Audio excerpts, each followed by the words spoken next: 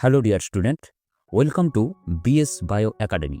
আজকের এই ভিডিওটিতে ক্লাস 11-এর বায়োলজি বিষয়ের সম্পূর্ণ সিলেবাসের সাজেশন দেব। তোমরা জানো এই সেকেন্ড সেমিস্টারের পরীক্ষায় মোট 2টি ইউনিট থেকে প্রশ্ন আসে। একটা হচ্ছে ইউনিট 4 অর্থাৎ উদ্ভিদ শারীরবিদ্যা এবং অপরটি হলো ইউনিট 5 অর্থাৎ মানব শারীরবিদ্যা।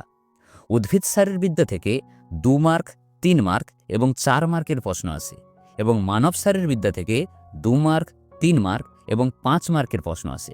প্রথমে উদ্ভিদ শারীরবিদ্যা থেকে 2 মার্কের জন্য যে প্রশ্নগুলো দেখতে হবে সেগুলো হলো আলোক পর্যায়বৃত্তির গুরুত্ব লেখো, ক্রাঞ্চ অ্যানাটমি কি, এটি দেখা যায় এমন একটি উদ্ভিদের নাম লেখো, অ্যাম্ফিবলিক পথ বলতে কি বোঝো, উদাহরণ দাও, টিসিএ চক্রের কোন কোন বিক্রিয়াতে ডি কার্বক্সিলেশন ঘটে, আবর্ত ও অনাবর্ত আলোক ফসফরিভবনের দুটি পার্থক্য লেখো, অক্সিডেটিভ ফসফোরাইলেশন বলতে কি বোঝো, গ্লাইকোলাইসিসকে ইএমপি পথ বলে কেন, এই পদ্ধতিতে মোট কত অণু এটিপি লাভ হয়, সিএএম অর্থাৎ ক্যাম উদ্ভিদের দুটি বৈশিষ্ট্য লেখো, শ্বসন হার কাকে বলে, এর একটি গুরুত্ব লেখো, বৃদ্ধি ও পরিস্ফুরণের পার্থক্য লেখো। 2 মার্কের জন্য এই কয়েকটা প্রশ্ন তোমাদের দেখে যেতে হবে। এরপর 3 মার্কের প্রশ্নের জন্য উদ্ভিদ শারীরবিদ্যা থেকে যে প্রশ্নগুলো দেখবে, প্রথম প্রশ্ন, অ্যাবসেসিক অ্যাসিডের শারীরবৃত্তীয় কাজগুলি উল্লেখ করো, একে স্ট্রেস হরমোন বলে কেন, বীজের অঙ্কুরোদ্গমের সময় কি কি পরিবর্তন ঘটে, একটি বাষ্পমোচন রোধকারী হরমোনের নাম লেখো, শিল্পে সন্ধান প্রক্রিয়ার দুটি প্রয়োগ লেখো, এক অণু FADH2 থেকে কত অণু এটিপি তৈরি হয়, সালোক সংশ্লেষের C4 চক্রের বিক্রিয়াগুলি ছকের সাহায্যে দেখাও, উদ্ভিদের বৃদ্ধিতে আলো, জল ও হরমোনের ভূমিকা লেখো, সালোক সংশ্লেষের আলোক দশার বিক্রিয়াগুলি উল্লেখ করো, C3PO3 শব্দচিত্রের সাহায্যে দেখাও, কেমি অসমটিক মতবাদটি ব্যাখ্যা করো, গ্লাইকোলাইসিস প্রক্রিয়ায় এক অণু গ্লুকোজের জারণে কত অণু এটিপি তৈরি হয়, সেই সঙ্গে দেখবে ল্যাকটিক অ্যাসিড সন্ধান কাকে বলে, আলোক পর্যায়বৃত্তি অনুসারে উদ্ভিদের শ্রেণীবিন্যাস করো। এরপর উদ্ভিদ শারীরবিদ্যা থেকে 4 মার্কের প্রশ্নের জন্য যেগুলো দেখবে, প্রথম প্রশ্ন, ছকের আকারে উদ্ভিদ দেহে সংগঠিত ক্যাম বিক্রিয়াপত্রী উপস্থাপন করো, গ্লাইকোলাইসিস প্রক্রিয়াটি ছকের সাহায্যে দেখাও, ক্রেবস চক্রটি ছকের মাধ্যমে উপস্থাপন করো, উদ্ভিদের বৃদ্ধির বিভিন্ন পর্যায়ে প্রদত্ত হরমোনগুলির ভূমিকা লেখো, কোন কোন হরমোন, অক্সিন, জিব্বেরেলিন, ইথিলিন আর অ্যাবসেসিক অ্যাসিড, শ্বসনে ইলেকট্রন পরিবহন তন্ত্র অর্থাৎ ETS এর একটি রূপরেখা উপস্থাপন করো, সেই সঙ্গে ক্রেবস চক্রের গুরুত্ব লেখো। তো এই হলো উদ্ভিদ শারীরবিদ্যা থেকে 2 মার্ক, 3 মার্ক এবং 4 মার্কের প্রশ্নের সাজেশন। এরপর মানব শারীরবিদ্যা।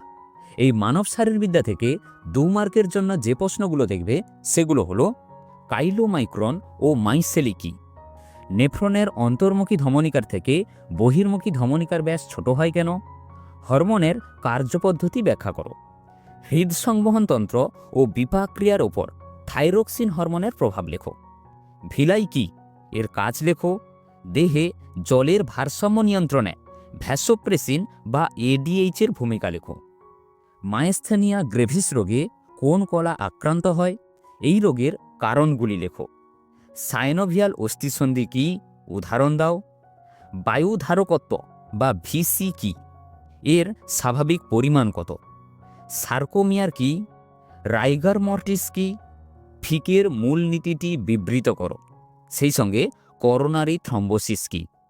এরপর 3 মার্কের প্রশ্ন, প্রথম প্রশ্ন, নেফ্রনে কিভাবে অতিসারক মূত্র উৎপন্ন হয়, কৃত্রিম বৃক্ক কি, রক্ততঞ্চনের ধাপগুলি একটি ছদ্মছকের মাধ্যমে দেখাও, রক্তে CO2 পরিবহন সংক্রান্ত ক্লোরাইড শিফট পদ্ধতিটি একটি রেখাচিত্রের মাধ্যমে ব্যাখ্যা করো, মানব পৌষ্টিকতন্ত্রে কার্বোহাইড্রেটের শোষণ পদ্ধতিটি সংক্ষেপে আলোচনা করো, হাড় উৎপাদ কাকে বলে, অ্যানজাইনা প্লেক্টোরিস কি, পৌষ্টিক নালীতে ফ্যাট জাতীয় খাদ্যের পরিপাক পদ্ধতিটি সংক্ষেপে উল্লেখ করো, পর্বতপীড়ার দুটি প্রধান উপসর্গ লেখো, ফুসফুসের মোট বায়ুর ধারণ ক্ষমতা বলতে কি বোঝো, আর্থাইটিস রোগের কারণ ও লক্ষণ উল্লেখ করো, মানব মস্তিষ্কের বিভিন্ন অংশগুলি ছদ্মছকের আকারে লেখো, সেই সঙ্গে দশম করোটীয় স্নায়ুর নাম লেখো। হাইপোথ্যালামাস কিভাবে পিটুইটারি গ্রন্থির ওপর প্রভাব সৃষ্টি করে? কোন হরমোনকে ল্যাক্টোজেনিক হরমোন বলে? গুরু মস্তিষ্ক, হাইপোথ্যালামাস ও পন্সের একটি করে কাজ লেখো।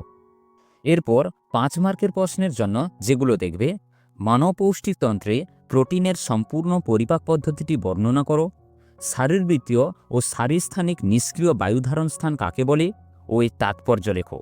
হৃৎপিণ্ডের বিশেষ সংযোজী কলাগুলির অবস্থান ও কাজ লেখো। শব্দচিত্রের মাধ্যমে হৃৎপিণ্ডের বিভিন্ন দশাগুলি নির্দেশ করো। রক্তচাপ নিয়ন্ত্রণে প্রভাবকগুলির ভূমিকা লেখো। বৃক্কের কার্য নিয়ন্ত্রণে বিভিন্ন হরমোনের ভূমিকা লেখো। পেশির সংকোচনের কৌশল সংক্রান্ত স্লাইডিং ফিলামেন্ট মতবাদটি বর্ণনা করো। নিম্নলিখিত রোগগুলির কারণ ও একটি করে লক্ষণ লেখো। অ্যাক্রোমেগালি, সাইমন্ড ব্যাধি, ক্রিটিনিজম, ডায়াবেটিস ইনসিপিটাস ও টিটেনি। তো এই হলো সম্পূর্ণ উদ্ভিদ শারীরবিদ্যা ও মানব শারীরবিদ্যার 2 মার্ক, 3 মার্ক, 4 মার্ক এবং 5 মার্কের প্রশ্নের সাজেশন। প্রশ্ন সংক্রান্ত কোনো সমস্যা থাকলে অবশ্যই আমাদের কমেন্ট করো। তাহলে দেখা হচ্ছে পরের ভিডিওতে। Tata, by.